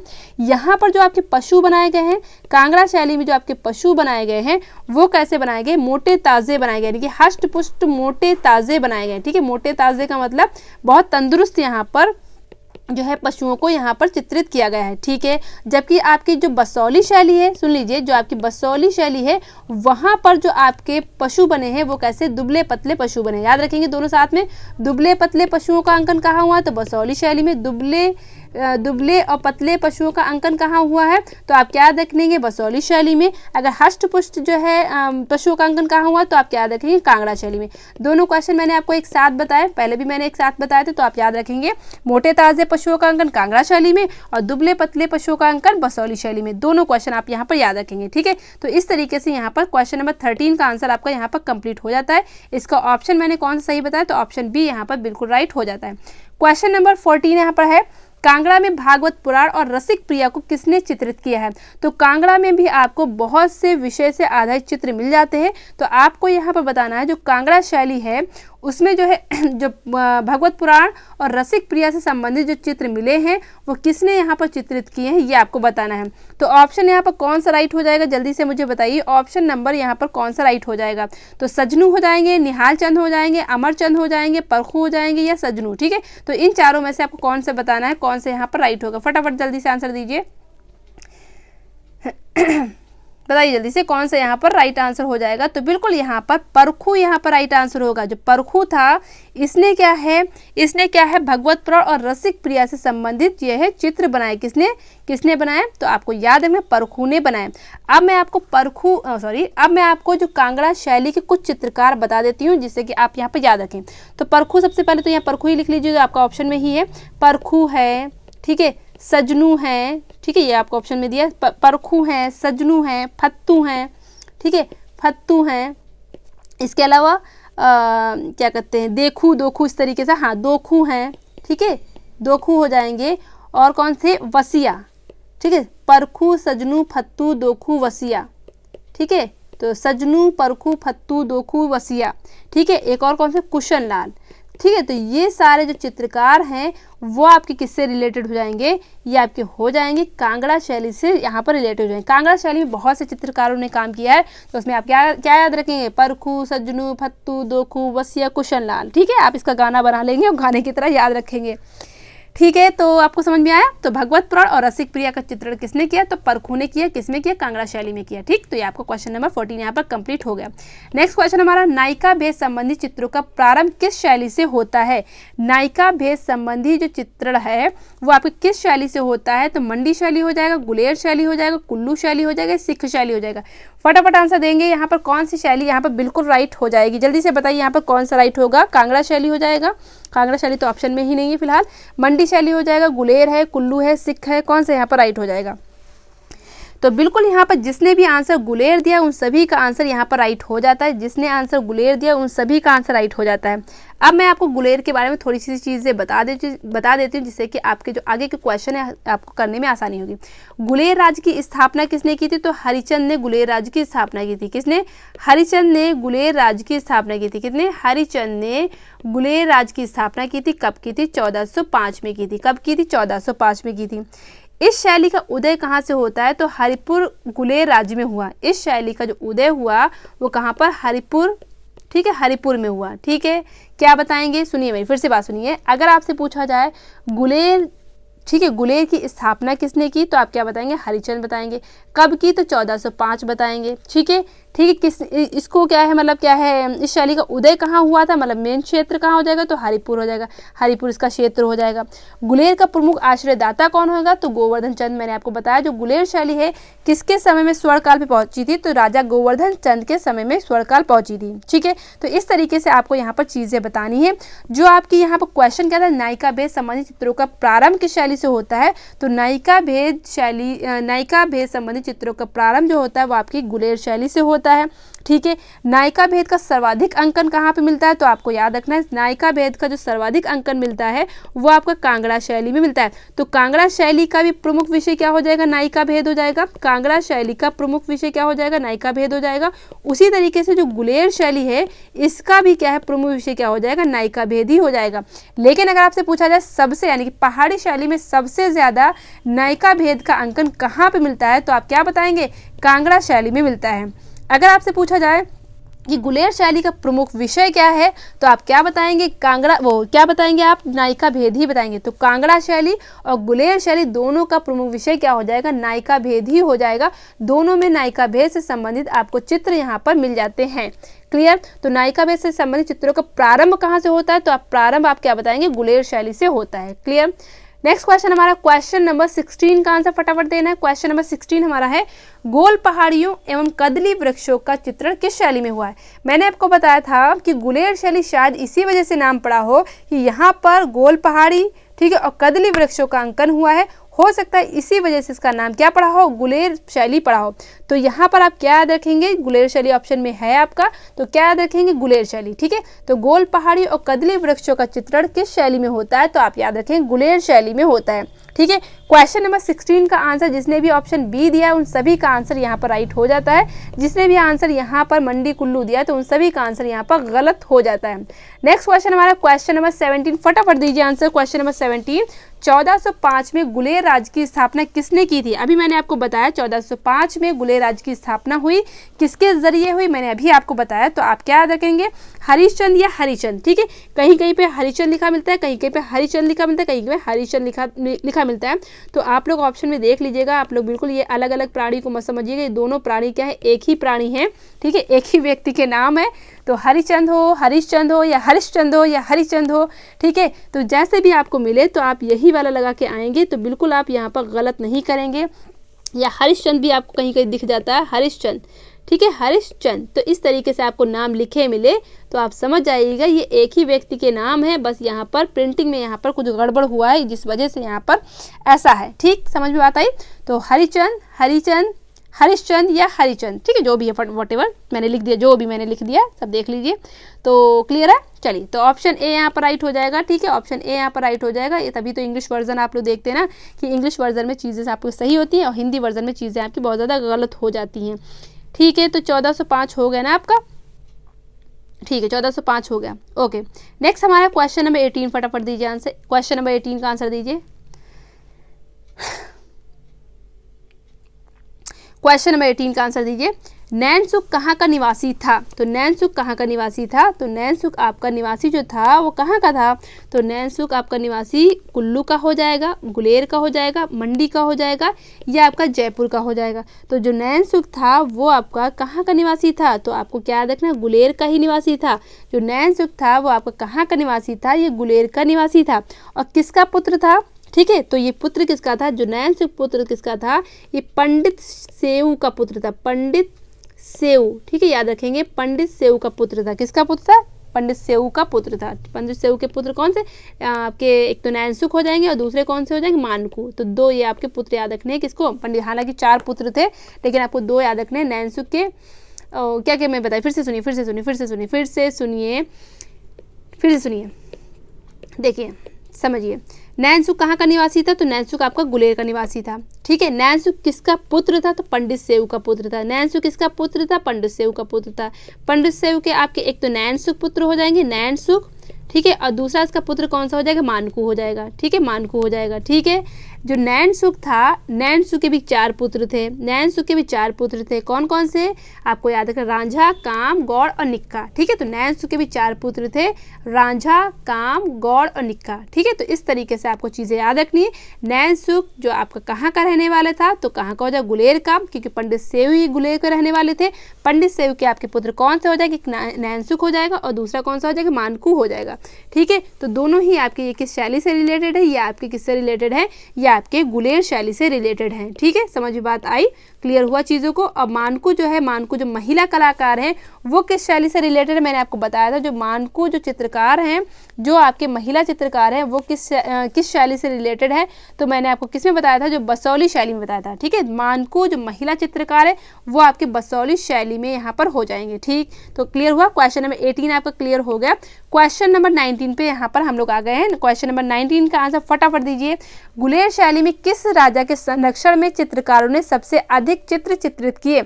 गुलेर शैली जो आपकी है, जो गुलेर शैली है, उसका सबसे चरमोत्कर्ष काल आपको पता है किसके टाइम में हुआ था? राजा गोवर्धन के टाइम में हुआ। ठीक है, यानी कि राजा गोवर्धन के समय को ही गुलेर शैली का चरमोत्कर्ष काल कहते हैं।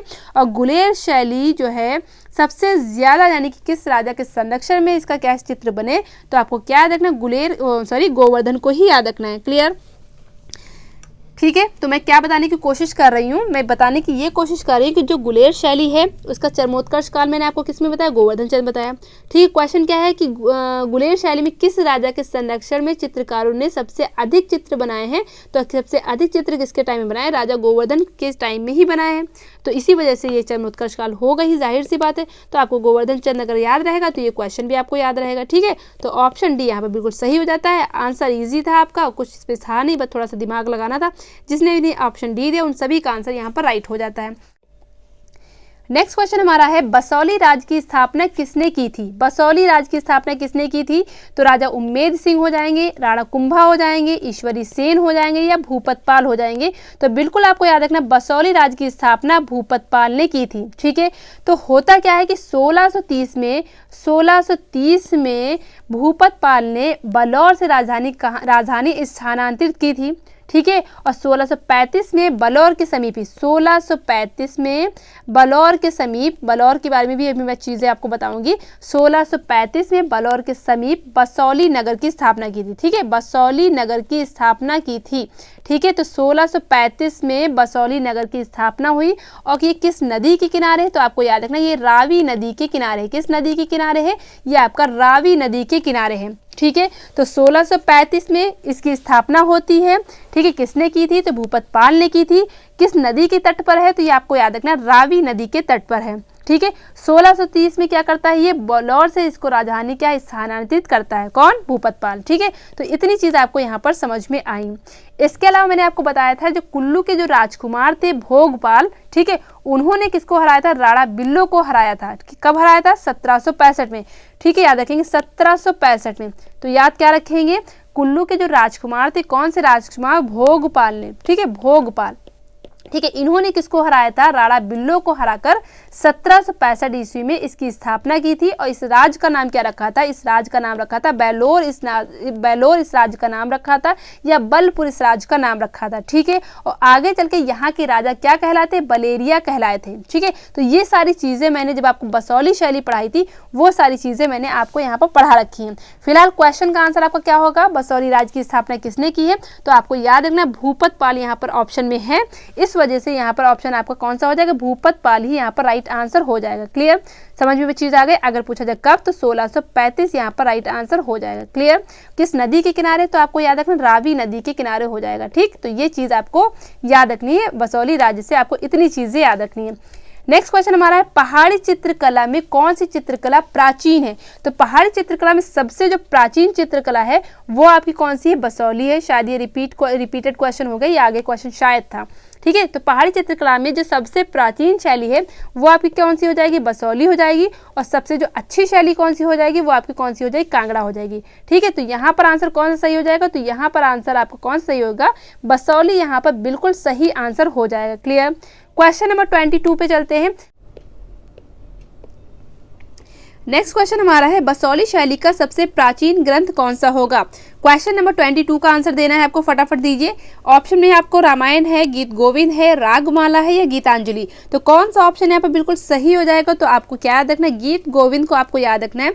ऑप्शन बी यहाँ पर बिल्कुल सही आंसर हो जाएगा। जिसने ऑप्शन बी दिया है उन सभी का आंसर यहाँ पर राइट आंसर हो जाता है। ठीक है, हालांकि आपको रसमंजरी यहाँ पर ऑप्शन में नहीं है, रसमंजरी होता तब भी आपका यहाँ पर सही हो जाता, लेकिन ऑप्शन के अकॉर्डिंग आपको आंसर देना है यहाँ पर। ठीक है, अगर मैं बात करूं जो आपका जो गीत गोविंद है, गीत गोविंद आपको मैं पहले बता दूं कि पहाड़ी शैली में आपको धार्मिक चित्र आपको बहुत ज़्यादा मिल जाते हैं, जिसमें आपको गीत गोविंद है, रामायण है, महाभारत है, रसमंजरी है, दुर्गा सप्तशती है।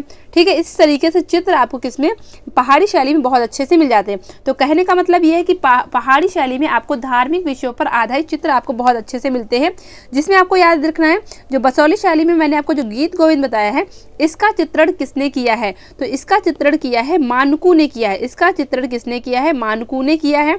जो कब किया है? 1730 के आसपास किया। ठीक है, तो 1730 में चित्रित गीत गोविंद मानकू द्वारा क्या है? चित्रित की गई है। ठीक है, जो कहाँ पर संग्रहित है? ये आपके संग्रहित कहाँ पर? राष्ट्रीय संग्रहालय नई दिल्ली में संग्रहित है। राष्ट्रीय संग्रहालय नई दिल्ली में ये जो चित्र यानी कि इससे संबंधित जो चित्र है वो आपके यहाँ पर संग्रहित है, यानी कि रखे हुए हैं। क्लियर बात हुई? तो मैंने आपको क्या बताया कि जो आपकी रसमंजरी है, ठीक है, सॉरी रसमंजरी में बोल रहे, जो आपकी गीत गोविंद है उसका चित्रण बसौली शैली में मानकू ने किया। ठीक है, जो कब किया? 1730 में किया। ठीक है, और ये जो चित्र है यानी कि इनसे आधा जो चित्र है वो आपके कहाँ पर संग्रहित है? राष्ट्रीय संग्रहालय नई दिल्ली में संग्रहित है। इसके अलावा मैं बता दूं कि यहाँ पर बसौली शैली में आपको रसमंजरी का भी चित्रण यहाँ पर मिल जाता है। रसमंजरी का भी चित्रण यहाँ पर मिल जाता है। रसमंजरी जो पुस्तक है वो किसके द्वारा लिखी गई है? तो आपको याद रखना ये भानुदत्त के द्वारा लिखी गई है। ठीक है, तो ये लिखी किसके द्वारा गई है? भानुदत्त के द्वारा लिखी गई है।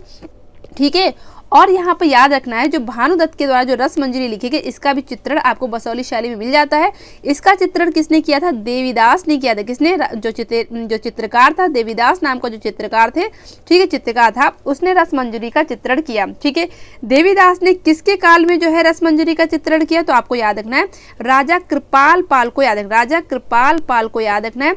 राजा कृपाल पाल के टाइम में देवीदास ने 1694, ठीक है, 1694-95 के आसपास, ठीक है, तो 1694, ठीक है, और 95 के आसपास देवीदास ने रसमंजरी का चित्रण किया। किसके समय में भी किया? तो आपको याद रखना राजा कृपाल पाल के समय में किया। ठीक है, तो इस तरीके से आपको चीजें याद रखनी है। मानकू द्वारा आपको गीत गोविंद याद रखना है, और रसमंजरी का चित्रण किसने किया? देवीदास ने किया। रसमंजरी किसकी कृति हो जाएगी? तो भानुदत्त की हो जाएगी। किसके समय में किया? तो आपको याद रखना है राजा कृपाल पाल के समय में किया। ठीक है, तो इस तरीके से यहाँ पर आपको ये चीजें याद रखनी है। जो ये आपकी रसमंजरी है तो ये क्या है? पांडुलिपि बसौली शैली की प्रथम रचना मानी जाती है। रसमंजरी आपकी बसौली शैली की प्रथम रचना मानी जाती है, लेकिन यहाँ पर आपका ऑप्शन में है ही नहीं, इस वजह से आप यहाँ पर गीत गोविंद को भी लगा सकते थे।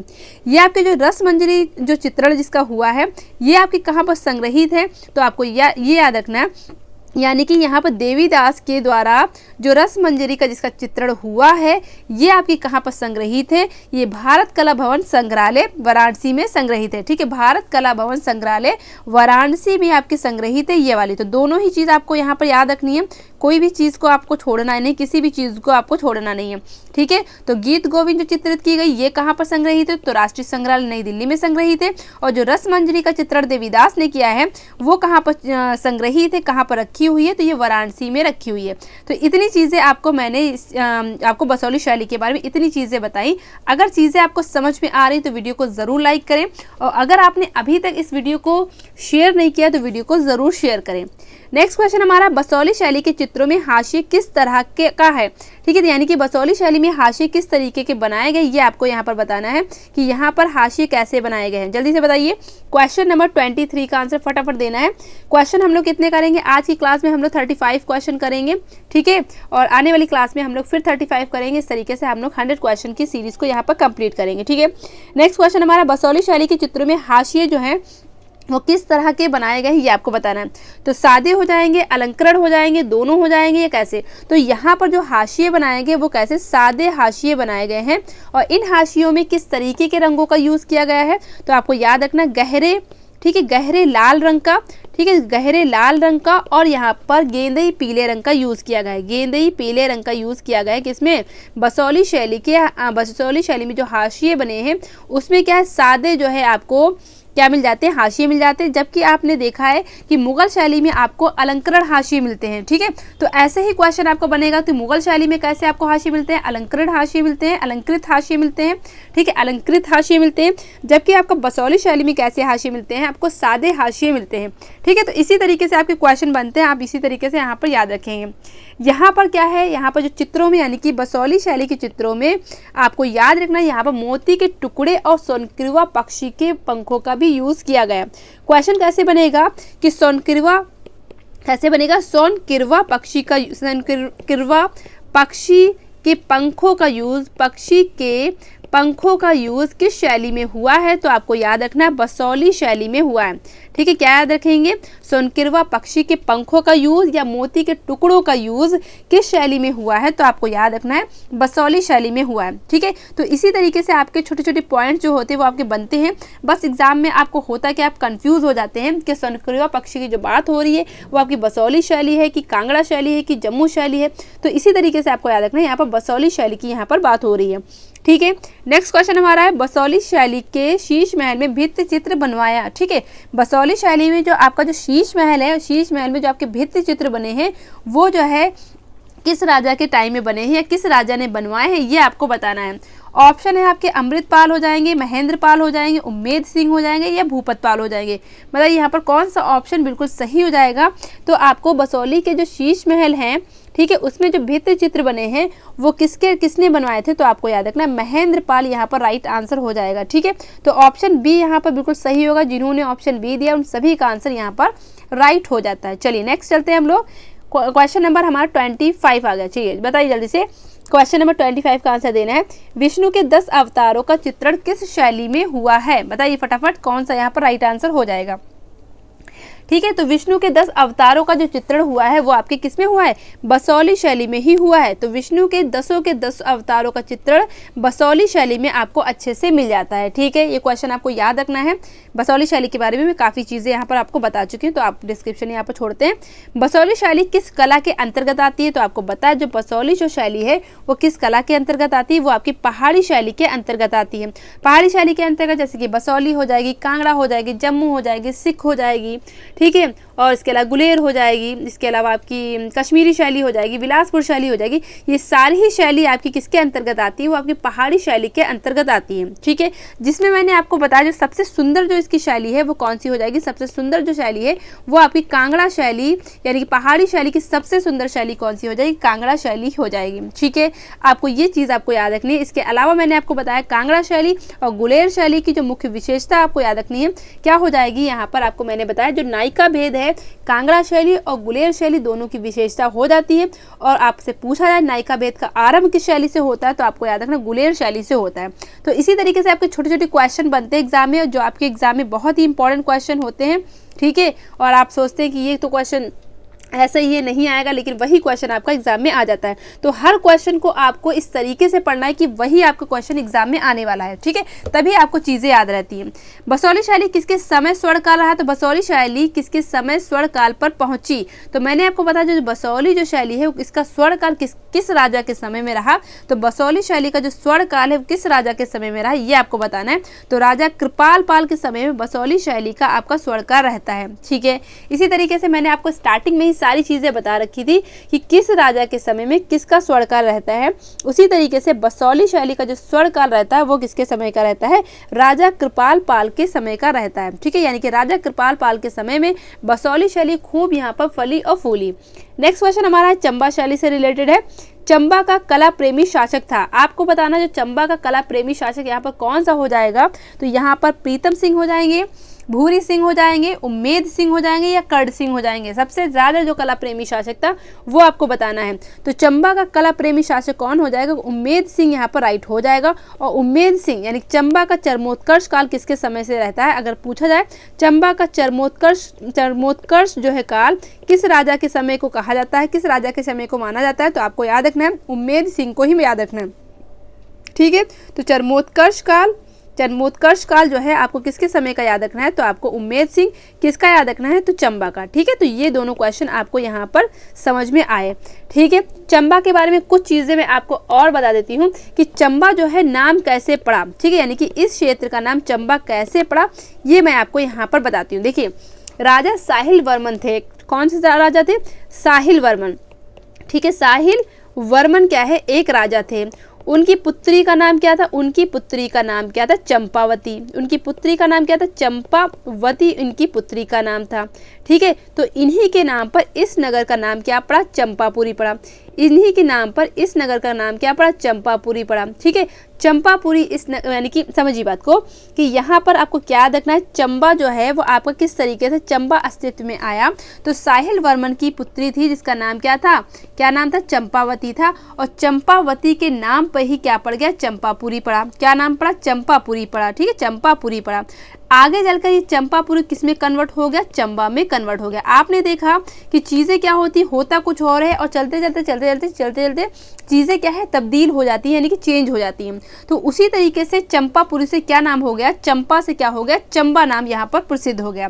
ठीक है, तो चंपा से चलते चलते लोगों के उच्चारण में आपको पता है तब्दीली, यानी कि हर क्षेत्र में जो हर क्षेत्र की जो बोली होती है वो क्या है, अलग अलग होती है, बोलने का तरीका अलग अलग होता है, जिसकी वजह से क्या है, चंपा आगे चल के क्या पड़ गया, चंबा पड़ गया। ठीक है, तो कैसे याद रखेंगे, साहिल वर्मन की पुत्री का नाम क्या था, चंपावती, और चंपावती के नाम पे ही चंपापुरी पड़ेगा और चंपा से क्या बन गया, चंबा बन गया। ठीक है, तो इस तरीके से आपको याद रखना है।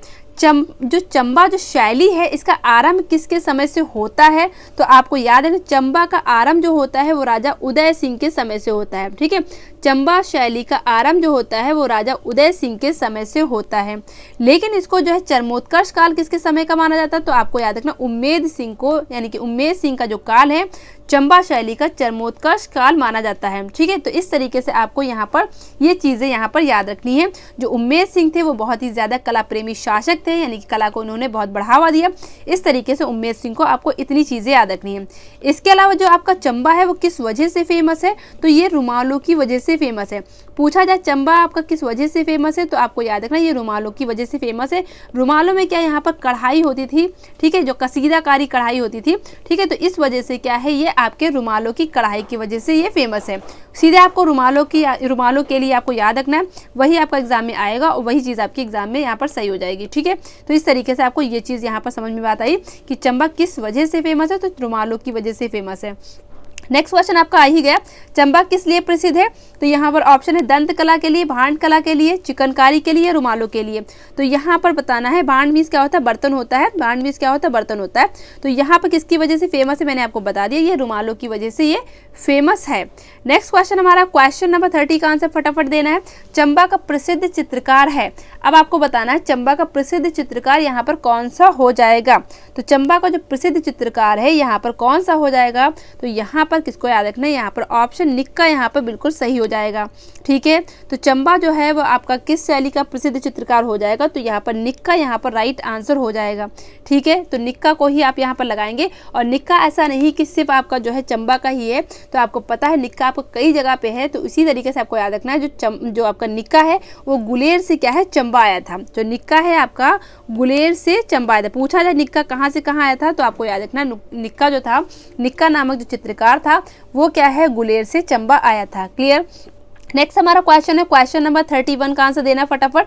चंबा किसके समय अपने स्वर्ण काल पर रही। अब देखिए यहाँ पर आपका जो है आंसर थोड़ा सा बदल जाएगा कि वैसे तो मैंने आपको बताया जो चंबा है उसका जो आपका स्वर्ण काल रहता है वो आपका उम्मेद सिंह के समय का रहता है, लेकिन यहाँ पर उम्मेद सिंह ऑप्शन दिया ही नहीं है, तो दूसरा आपको क्या लगाना है, चढ़त सिंह को आप लगा सकते हैं। ठीक है, चढ़त सिंह को लगा सकते हैं क्योंकि चढ़त सिंह के टाइम में भी आपका चंबा का बहुत अच्छे से विकास होता है।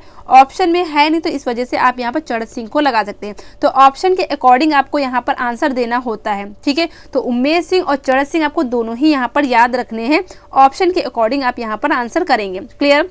नेक्स्ट क्वेश्चन हमारा है भूरी सिंह संग्रहालय स्थित है। आपको बताना जो भूरी सिंह संग्रहालय है वो कहाँ पर स्थित है, ये आपको यहाँ पर बताना है। जो भूरी सिंह संग्रहालय है वो आपका गुलेर में हो जाएगा, चंबा में हो जाएगा, कांगड़ा में हो जाएगा या कुल्लू में हो जाएगा। तो आपको बिल्कुल यहाँ पर भूरी सिंह संग्रहालय के लिए किसको याद रखना है, चंबा को ही याद रखना है। ठीक है, तो भूरी सिंह संग्रहालय कहाँ पर है, ये आपका चंबा में ही है। आपको याद रखना है कि आपको ये याद रखना है जो चंबा के ज़्यादातर जो चित्र हैं वो आपके इसी संग्रहालय में मिलते हैं। चंबा के अधिकांश चित्र आपको इसी संग्रहालय में क्या है, सुरक्षित मिलते हैं। ठीक है, तो भूरी संग्रहालय और इसके अलावा राष्ट्रीय संग्रहालय नई दिल्ली, इन दो संग्रहालय में आपको सबसे ज़्यादा चित्र सबसे ज़्यादा चित्र किसके, चंबा के आपको मिल जाते हैं। ठीक है, क्वेश्चन कैसे आएगा आपका कि चंबा के अधिकांश चित्र आपके कहाँ संग्रहित है, तो आपको याद रखना भूरी सिंह संग्रहालय में संग्रहित हैं। ठीक है, मान लीजिए आपका भूरी सिंह संग्रहालय नहीं दिया हो और दूसरा ऑप्शन अगर आपका दिया हो राष्ट्रीय संग्रहालय नई दिल्ली, तो आप राष्ट्रीय संग्रहालय नई दिल्ली को भी लगा सकते हैं। इसके अलावा आपको याद रखना जो चंबा शैली के जो भित्ति चित्र हैं, जो चंबा शैली के जो भित्ति चित्र हैं उसको प्रकाश में कौन लाए, तो उनको प्रकाश में कौन लाए थे, एनसी मेहता। तो चंबा शैली के जो भित्ति चित्र है उनको प्रकाश में लाने का श्रेय किसे जाता है, तो एनसी मेहता को जाता है। ठीक है, तो एनसी मेहता को चंबा शैली के भित्ति चित्र को प्रकाश में लाने का श्रेय जाता है। ये क्वेश्चन आप याद रखेंगे, बहुत इंपॉर्टेंट क्वेश्चन है, आप इसको याद रखेंगे। नेक्स्ट क्वेश्चन हमारा है क्वेश्चन नंबर 33, फटाफट आंसर दीजिए। नेहरू और निक्का किस शैली के चित्रकार हैं? नेहरू और निक्का जो हैं वो किस शैली के चित्रकार हैं, ये आपको बताना है। जल्दी से बताइए, नेहरू और निक्का किस शैली के यहाँ पर चित्रकार हो जाएंगे। ठीक है, तो यहाँ पर ऑप्शन में नेहरू और निक्का दोनों साथ में दिए हैं, तो इस वजह से कौन सा ऑप्शन यहाँ पर हो जाएगा, तो यहाँ पर चंबा ही यहाँ पर राइट आंसर हो जाएगा। चंबा में आपके बहुत से चित्रकार हैं, जैसे कि आपके एक तो मंगलू चित्रकार हैं, आपके एक तो मंगलू चित्रकार भी आपके चंबा शैली के हैं। इसके अलावा यहाँ पर ईश्वर हैं, ईश्वर भी चित्रकार आपके चंबा शैली के हैं। नेहरू भी आपके जो आपके ऑप्शन में ही दिया हुआ है, यानी कि क्वेश्चन में ही दिया हुआ है, नेहरू हो जाएंगे। इसके अलावा आपके निक्का हो जाएंगे, जो आपके क्वेश्चन में दिया हुआ निक्का हो जाएंगे। ठीक है, तो ये दो आपको मुख्य रूप से याद रखना है, मंगलू, ईश्वर, नेहरू, निक्का। इसके अलावा आप एक और चित्रकार को याद रखेंगे, दुर्गा। ठीक है, तो ये आप चित्रकार यहाँ पर याद रख लीजिए। ठीक है, कुछ चित्रकार याद रखने हैं, आपको सारे चित्रकार नहीं याद रखने हैं। तो आपके नेहरू और निक्का सबसे ज़्यादा इंपॉर्टेंट है चंबा शैली के, इसलिए नेहरू और निक्का से मैंने आपको क्वेश्चन यहाँ पर दे रखा है, इसलिए आपका ये बहुत इंपॉर्टेंट क्वेश्चन है, याद रखिएगा। ये आपके किस शैली से चित्रकार हो जाएंगे, ये आपके हो जाएंगे चंबा शैली के चित्रकार हो जाएंगे। चंबा शैली मैंने आपको बताया जो रुमालों के प्रसिद्ध है। चंबा शैली के जो भित्ति चित्र हैं उनको प्रकाश में लाने का श्रेय किसे मिला है, तो आपको याद रखना एनसी मेहता को मिला है। ठीक है, नेक्स्ट क्वेश्चन हमारा है क्वेश्चन नंबर 34 का आंसर फटाफट देंगे। भारी मुखमंडल और छोटे कद किस शैली की मुख्य विशेषता है, तो भारी मुखमंडल और क्या कहते हैं छोटा कद यहाँ पर कहाँ बनाया गया है, तो चंबा में ही बनाया गया है। ठीक है, तो कौन सा हो जाएगा, सॉरी भारी मुखमंडल, यहाँ पर भारी मुखमंडल की बात हो रही और छोटे कद की बात हो रही, तो यहाँ पर मंडी ऑप्शन बिल्कुल राइट हो जाएगा। ठीक है, तो भारी मुखमंडल और छोटा कद किस शैली की मुख्य पहचान है, तो आपको याद रखना मंडी शैली की ये मुख्य पहचान हो जाएगी। मंडी, मैंने आपको जब पढ़ाई थी आपको मंडी शैली, तो मैंने आपको बताया था जो मंडी शैली है उसके चित्रों को क्या है 3 पार्ट में, यानी कि 3 कैटेगरी में कैटेगराइज्ड किया गया है। तो आपको मैं यहाँ पर बताती हूँ, मंडी के बारे में थोड़ा सा बताती हूँ। मंडी शैली के चित्रों को हम क्या है 3 पार्ट में डिवाइड कर सकते हैं। कौन कौन से पार्ट हो जाएंगे, एक तो आपका हो जाएगा लोक कला से प्रेरित,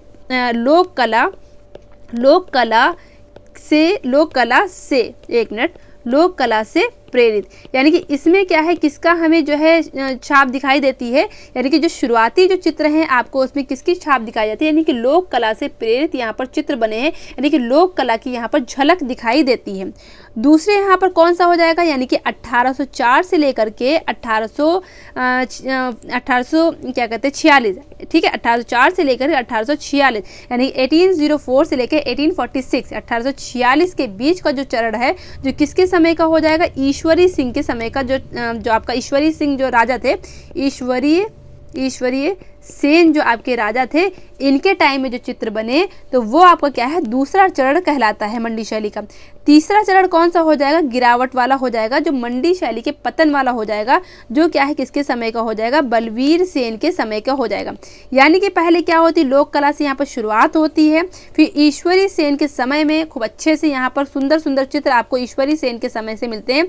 जो टाइम पीरियड आपको क्या याद रखना है 1804 और 1846 के बीच के, 1804 और 1846 के बीच में जो चित्र आपको मिलते हैं बहुत ही सुंदर चित्र मिलते हैं मंडी शैली में। फिर बलवीर सेन का जब टाइम आता है, जो मंडी पतन का जो है ये चरण कहलाता है। बलवीर सेन का जो आपका टाइम आता है वो आपका मंडी मंडी के चित्रों के पतन का यहाँ पर टाइम होता है। पहले स्टार्टिंग होती है, फिर चरमोत्कर्ष जाता है, फिर क्या होती है, खात्मा होता है। तो इस तरीके से मंडी शैली में मैंने आपको 3 चरण यहाँ पर बताए थे। अगर चीज़ें आपने देखी होंगी तो आपको चीज़ें बिल्कुल समझ में आ रही होंगी। नेक्स्ट क्वेश्चन हमारा है, नेक्स्ट क्वेश्चन है और ये आपका आज का आपका लास्ट क्वेश्चन है। आज हम लोग 35 क्वेश्चन ही यहाँ पर करने वाले हैं। बताइए जल्दी से फटाफट, मंडी शैली का सबसे प्राचीन चित्र यहाँ पर कौन सा हो जाएगा? केशव सेन का रूप चित्र हो जाएगा, ठीक है, या इसके अलावा सिद्ध सेन का रूप चित्र हो जाएगा, बलवीर सेन का रूप चित्र हो जाएगा, या जगत सिंह का रूप चित्र हो जाएगा? तो मंडी शैली का सबसे जो प्राचीन चित्र है वो आपका केशव सेन का जो रूप चित्र है ये आपका यहाँ पर राइट हो जाएगा। यानी कि केशव सेन का यहाँ पर आपको व्यक्त चित्र आपको मिल जाता है, किसमें?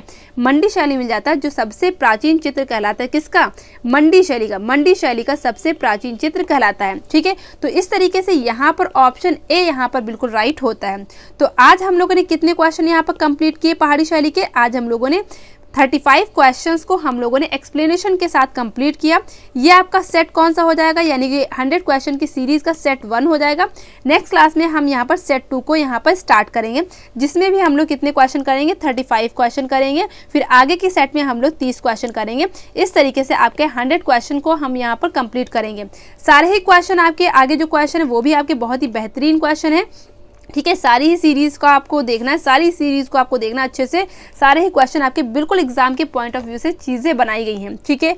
तो अगर आपको आज की क्लास यहाँ पर अच्छी लगी है तो वीडियो को ज़रूर लाइक करें, ठीक है, क्लास को ज़रूर लाइक करें। अगर आपने अभी तक इस क्लास को शेयर नहीं किया है, अगर आपने अभी तक इस क्लास को शेयर नहीं किया तो इस क्लास को ज़रूर शेयर करें। और चैनल को आपने अभी तक सब्सक्राइब नहीं किया तो चैनल को ज़रूर सब्सक्राइब करें। यहाँ पर आपको बिल्कुल एग्जाम के पॉइंट ऑफ व्यू से चीज़ें आपको मिलती हैं, बिल्कुल आपको एग्जाम के हिसाब से चीज़ें कराई जाती हैं। यहाँ पर आपको डिटेल में प्लस आपको MCQs यानी कि सारी चीज़ें आपको एग्जाम के तरीके से कराई जाती हैं, ठीक है। तो आपने अगर अभी तक इस चैनल को सब्सक्राइब नहीं किया तो इस चैनल को अभी के अभी सब्सक्राइब कर लीजिए, ठीक है। अब हम लोग मिलते हैं नेक्स्ट क्लास में। सभी को जय हिंद, जय भारत। पढ़ते रहिए, खुश रहिए, खुशियाँ बांटते रहिए। Thank you so much for watching my class. Thank you so much, thank you so much.